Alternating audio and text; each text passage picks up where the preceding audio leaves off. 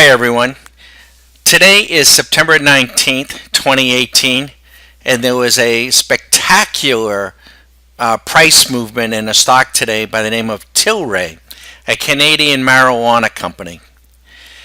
And I was going to make this video or two for our private members, but it's such a great opportunity as a teaching moment, not just to structure a trade over the long term, short term, and even an intraday trade, but to talk to our private members about so many other things that this trading action brought to the fore. It's not something you see every day. During the dot-com bubble, we did almost see it every day. We still see examples of it, but maybe not as pronounced. Who am I? I'm Bagadon at StockMarketCaddy.com. And again, I'm going to make this available to the public. I'm going to try to talk fairly fast and to underscore the lessons as exemplified in the trading of Tilray. So I hope you stick around. It's free. If you like this sort of approach to the markets that you hear in this education, feel free to follow us. Better yet, feel free to join. It's just $99 a month. We make a 1-hour video for our members each and every night. And then we also have a level 2 membership, which is an additional $400, where we trade side by side with our members and share some of the same signals. And we did that with Tilray today. But let's get started. Today, Tilray opened up almost 40%. I think it jumped from like 140 to 180, ran up as much as 300, and we're going to show you the chart in a moment, and then came crashing down with circuit breakers, one boom, boom after the other. Now, we can get into the chart formation and all of that, but there's a much bigger example, or a much better example in a learning moment about Tilray. And no matter your thoughts about marijuana, no matter your thoughts about the internet or social media, it's just one other area. And yes, it could be a very hot area, probably will be. But there's one thing that, that the masses really do not understand. And I heard Guy Adami talk tonight, and he said, when you get into these these manias, the tulip bubble, the Bitcoin bubble, for that matter, it could have been the Apple bubble or the Amazon bubble. And he said something that just kind of struck me. He said that price does not matter. Well, with all due respect to Guy, that's maybe part of the story. But the bigger story is it's the value. The value does not matter. And the reason why the value does not matter is value is not taught to the masses. The masses do not understand value. And I'd suggest to say whether they be buying an iPhone on a payment plan or a house with a certain interest rate or a car. But when it comes to stocks, social media stocks, Bitcoin, Apple, or now Tilray, they don't know how to value the stock. And now I'm going to explain to you how you can reach a value of the stock. But please understand, I am a trader. Although I can value a stock, I don't buy and sell based on value. And you might be saying, well, how can that be? You're talking out of two sides of your mouth. You say on the one hand that value doesn't matter and value should matter, but yet you don't trade on value. How do you trade and why? The reason I don't trade on value or invest in value is that everybody else that's in the game doesn't know how to value. So why should I? I may have the best investment and represent the best value, but if everybody else is a bunch of morons, how do I ever make any money on it? On the other side of the coin, I may stay away from something because the value is not there and everyone piles into it and I'm left standing out in the cold. So I'm going to talk to you tonight first about value. just so that you understand how to value.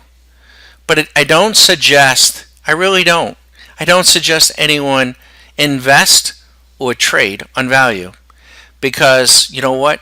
You're going to be in the minority. The masses of people have no clue. I'll tell you this short story. When I was 5 years old, my mama took me to the supermarket. And we went around, we collected all the groceries, and then we'd stop at the cashier, and she'd give them money, they'd give her money back, and out we would go.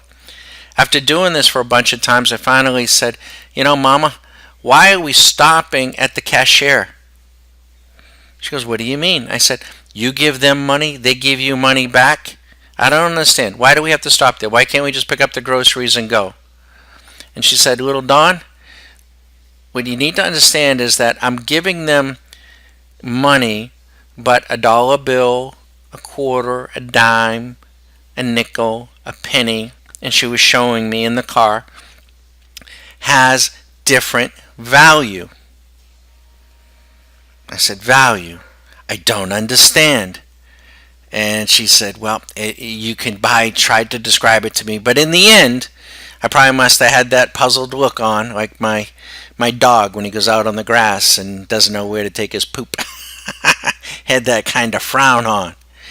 And she said, you know, when you go to school next year, you're going to learn all about value.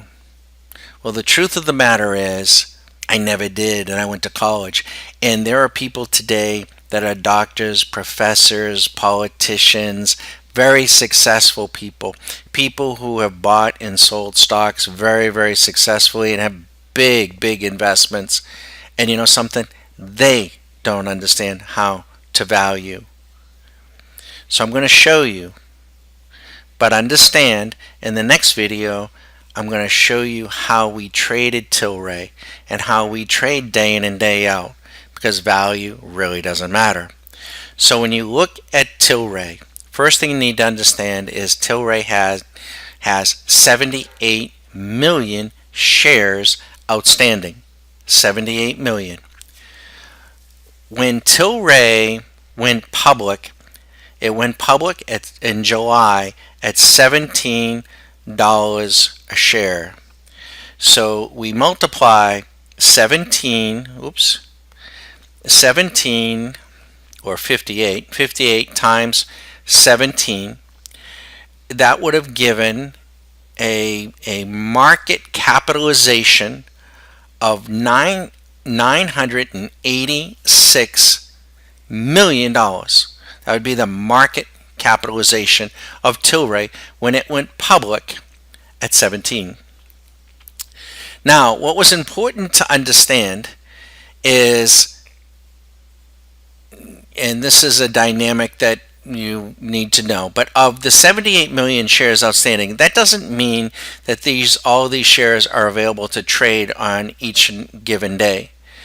Many times when an IPO goes public, the founders of the company, who are gifted for their time investment, for their ideas and getting the company started, they may own, in this case, 58 million shares they own at maybe just 10 cents a share. Just at 10 cents. You know, they get them fractions of a penny. But in Tilray's case, 58 million shares were owned by the owners. It only left somewhere around 12, there was about 10 million shares that were short and about 12 million shares, but about safe to say 12 to 20 million shares after the 58 that are available to float in a given day, to actually trade. Now, when you have a minimum amount of shares to trade, like anything else, if you have a minimum amount and people want whatever that is, the price may go up, and it can become irrational. So for instance, if your wife wants to live in a particular community because of the school system, and she wants to live on a cul-de-sac, and there's only one house in that school district on a cul-de-sac, and there's hundreds of people bidding for that house, the price of that house is probably going to go way up, right? Because they want it. Your wife wants it. You want it. They want it. It doesn't mean that the house is valued at what you're willing to pay, right? But if you want it, you want it. Earnings or a company's value usually, normally, in value is determined by the earnings per share.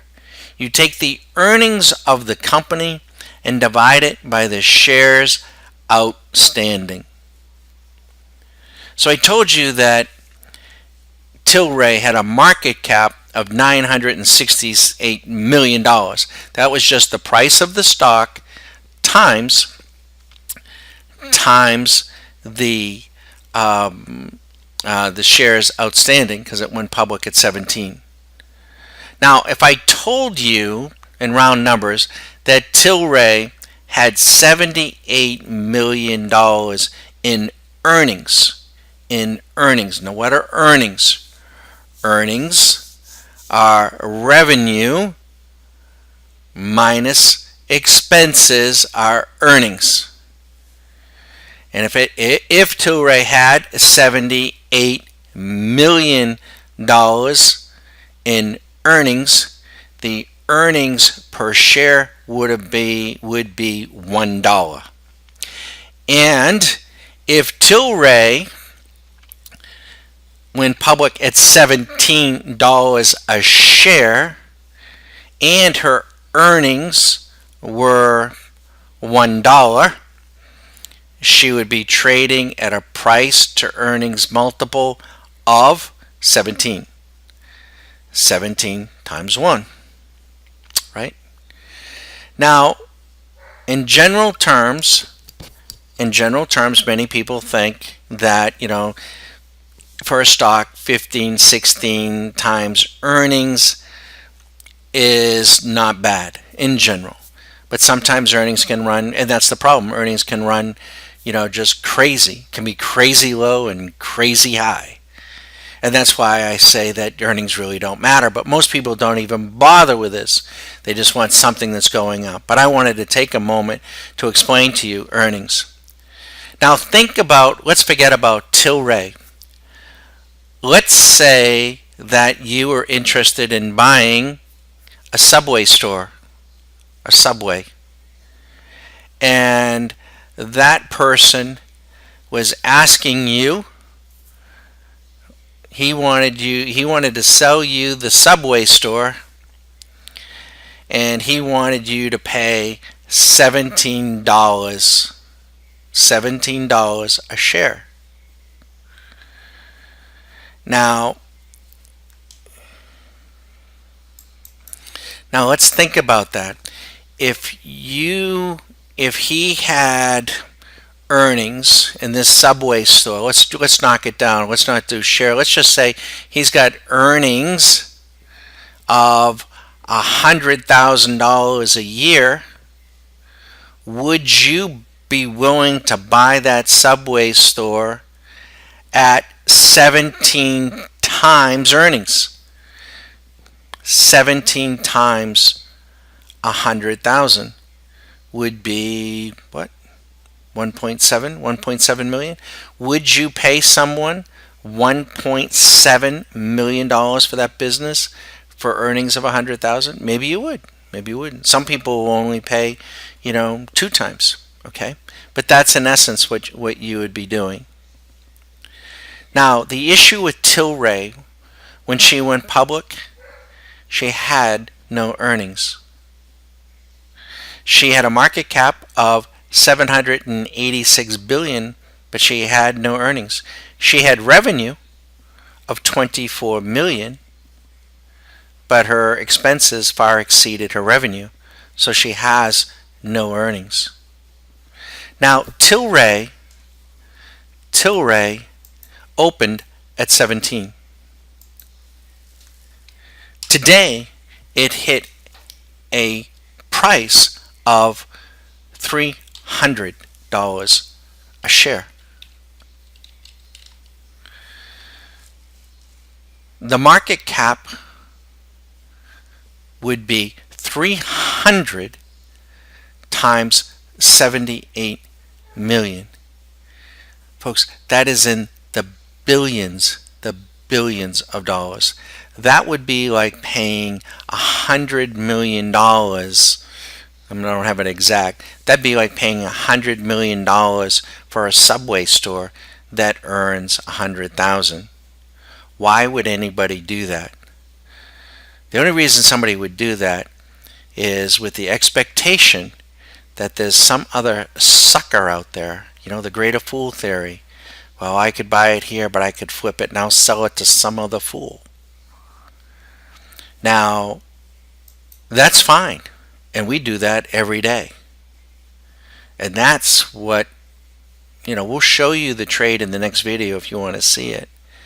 But that's what we do day in and day out. Because coming all the way back to it, folks, whether it be Tilray, Apple, or anything else, the whole thing on Wall Street, they'll tell you that value matters and this is how you value, and and they if they don't have any earnings, they'll use revenue, or they'll use something else, or they'll talk about the price to share. They'll come up with some sort of metric. But the reality of it is, if you think it through, nobody does it. So why bother? But why don't you learn how to trade, right? If it's your intent to get in and get out and sell it to some other fool, all the power to you. We do it day in and day out. We're going to show you how we did it in Tilray in the next video.